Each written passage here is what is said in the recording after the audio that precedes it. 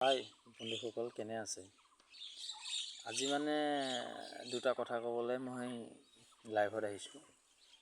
আপোনাৰ এতিয়া বিশেষকৈ বেছি চৰ্চিত হৈ আছে আমাৰ যিখন বিধানসভাৰ নিৰ্বাচন।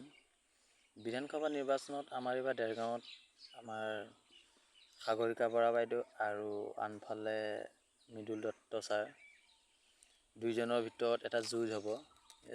যিহেতু এই যুঁজখন আগতকৈ অলপ বেলেগ ধৰণৰ হ'ব, যিহেতু এইবাৰ সাগৰিকা বাইদেউ আমাৰ নতুনকৈ এইখন সমষ্টিত টিকট পাইছে আৰু আমাৰ মৃদুল ছাৰো পাইছে। গতিকে সেইবিলাক বাদ দিয়ক, আমাৰ কোনোবাই টিকট পাব বা নাপাব তাৰ লগত আমাৰ কোনো কম্প্ৰমাইজো নাই বা কোনো আমাৰ দৰকাৰো নাই। আমাৰ বিশেষ কথাটো হৈছে, চৰকাৰে আঁচনি দি আছে, হয়, বহু আঁচনি দি আছে, কিন্তু সেই আঁচনিৰ পৰা বহুত মানুহ বঞ্চিত। কিয় গম পায়? কাৰণ এই কিছুমান যে গাঁৱে গাঁৱে যে এই বিজেপিয়ে হওক বা কংগ্ৰেছে হওক একোটা লিডাৰ থাকে। এই লিডাৰ বুলি নহয়, সেইবিলাকক কি কয় প্ৰকৃততে গম পায়? পাত চেলেকা বুলি কয়। সেই পাত চেলেকাবিলাক যে থাকে, সিহঁতে মানুহ বাছি বাছি যিকোনো আঁচনি প্ৰদান কৰে। আমাৰ চৰকাৰে বা আমাৰ কেবিনেটে কেতিয়াও সেইটো নকৰে। যিহেতু কিবা দিবলগীয়া আঁচনি অসমৰ প্ৰায়ে বা সকলো মানুহকে দিছে, কিন্তু আমাৰ সেই বাছনিটো ইয়াত হয় য'ত এই পাত চেলেকা লিডাৰবিলাক থাকে। বিশেষকৈ লিডাৰ বুলি সিহঁতক কৈ লাভ নাই, সিহঁত লিডাৰ নহয়, পাত চেলেকা, লোকৰ পকৰে পকৰে ঘূৰি থকা, নিজৰ অকাদ নাই, লোকৰ অকাদত খেলি থকা পাত চেলেকা মানুহবোৰ। কিন্তু বিশেষ সেইটো হ'ব নালাগে। যিহেতু চৰকাৰে দিছে, এই বস্তুবোৰ চৰকাৰে যেতিয়া সকলোকে দিছে, সকলোৱে পাব লাগে। কাৰণ আজি অৰুণোদয়ৰ কথাটোৱে কৈছোঁ মই, সাধাৰণ এটা এক্সাম্পল। অৰুণোদয় আমাৰ অসমত প্ৰায় এতিয়া 30% মহিলা পাবলৈ বাকী আছে। কিহৰ কাৰণে? সেই পাত চেলেকাবিলাকৰ কাৰণে। কাৰণ আজি অৰুণোদয় চৰকাৰে দিছে, ক'ৰ পৰা দিছে? আমাৰ পৰাতো দিছে। আজি চৰকাৰে ঋণ লৈ সেই অৰুণোদয় প্ৰদান কৰিছে, আৰু সেই ঋণ কোনে মাৰিব? সেই 70% মহিলাই কি অকল ঋণটো মাৰিব নেকি? আৰু বাকী 30% কি মহিলাই নামাৰে? অসমৰ প্ৰায় সকলো মানুহেতো সেই ঋণৰ বোজা।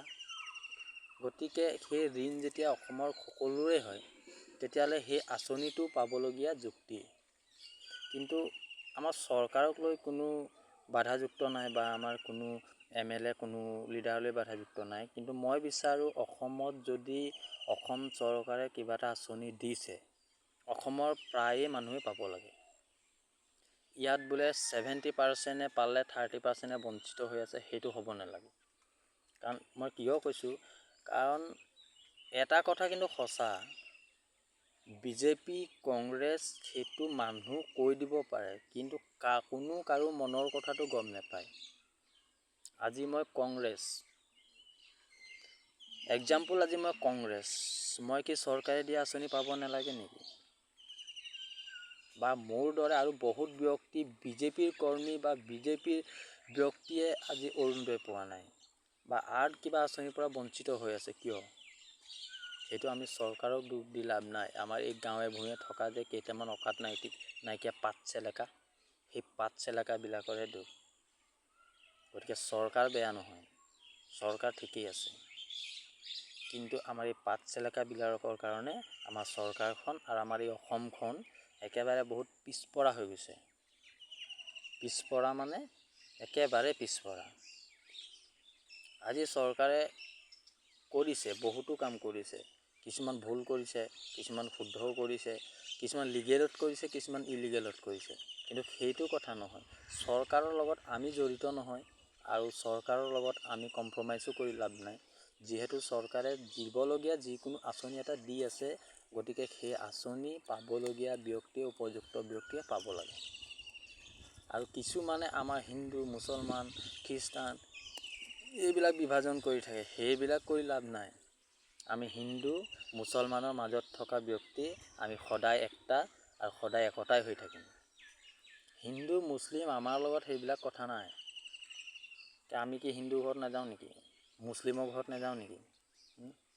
সেইবিলাক বিভাজন কৰি পলিটিক্স কৰি লাভ নাই। পলিটিক্স ভাগে থাকক, আৰু আমাৰ জাতি ধৰ্মক লৈ কোনো যাতে পলিটিক্স নকৰে। আজি হিন্দু মুছলমান আমাৰ এইফালে আহিব, আমি হিন্দু মুছলমানৰ লগত কেনেকৈ থাকোঁ সেই বিৰোধী সেই ব্যক্তিসকলক কৈছোঁ, যিয়ে হিন্দু মুছলমানৰ মাজত ভাগ কৰি থাকে, পাৰ্থক্য দেখুৱাই থাকে। সিহঁতক কৈছোঁ, আমাৰ এইফালে আহি চাব, আমি হিন্দু মুছলমান কেনেকৈ থাকোঁ। একেলগে যে ওলাই যাওঁ, আপুনি সুধিব লাগিব যে হিন্দু কোন মুছলমান কোন, ধৰিব নোৱাৰে। এইবিলাক লেতেৰা শব্দ আৰু এইবিলাক অপাৰ্থক্য কথা জাহাই তাহাই এই ছ'চিয়েল মিডিয়াটো হ'ল বুলিয়ে জাহাই তাহাই বকি নাথাকিব। আৰু প্ৰথম কথাটো হ'ল সেইটো যে আমাৰ এই পাত চেলেকাবিলাকক মুক্ত কৰাব লাগে। আৰু 2 নম্বৰ কথা, এই যে হিন্দু মুছলমান যে পাৰ্থক্য দেখুৱাই থাকে, বিভাজন কৰি থাকে, ইহঁতক কাণত ধৰুৱাই এই হিন্দু মুছলমানৰ মাজত আঁঠু কৰাব লাগে। সিওতো এজন হিন্দু বা মুছলমান বা অন্য কিবা জাতি, সিওতো মানৱেই হয়। মানৱ হৈ মানৱৰ কিয় পাৰ্থক্য দেখুৱাব লাগে? চালা কুকুৰবোৰ, তহঁতক ওচৰত পালেনে আঁঠু কৰাই নে, নাক যদি মাটিত নুচুচৰাওঁ তহঁতক চাবি।